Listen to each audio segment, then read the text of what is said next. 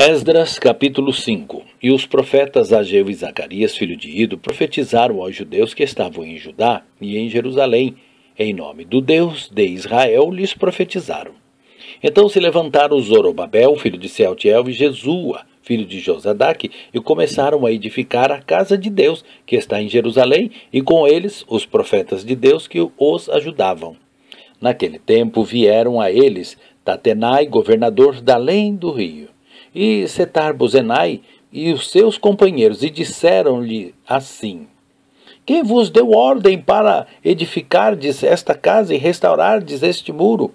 Disseram-lhe eles mais: E quais são os nomes dos homens que construíram esse edifício?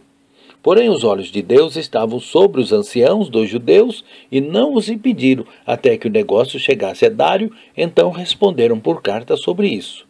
Cópia da carta que Tatenai, o governador da além do rio, com Setar-Bozenai e os seus companheiros, os afarsaquitas que estavam da além do rio, enviaram ao rei Dário.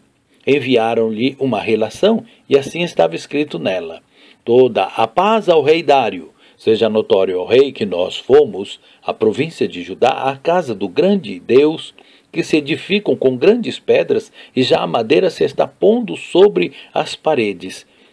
E esta obra apressuradamente se faz, e se adianta em suas mãos. Então perguntamos aos anciãos, e assim lhes dissemos: Quem vos deu ordem para edificar-de esta casa, e restaurardes este muro?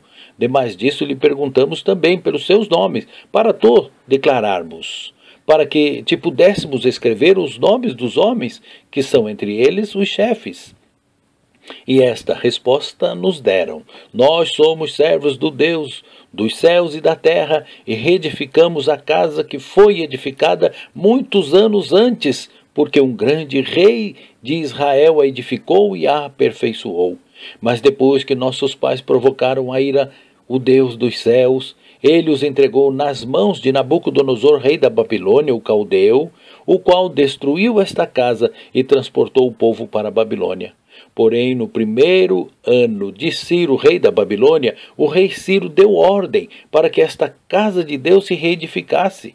Até os vasos de ouro e de prata da casa de Deus que Nabucodonosor tomou do templo que estava em Jerusalém e os meteu no templo de Babilônia, o rei Ciro os tirou do templo de Babilônia e foram dados a um homem cujo nome era Sesbazar, a quem nomeou governador. E disse-lhe: Toma estes vasos, vai, e leva-os ao templo que está em Jerusalém, e faz edificar a casa de Deus no seu lugar. Então veio este Sesbazar e pôs os fundamentos da casa de Deus que está em Jerusalém, e desde então para cá se está edificando, e ainda não está acabada.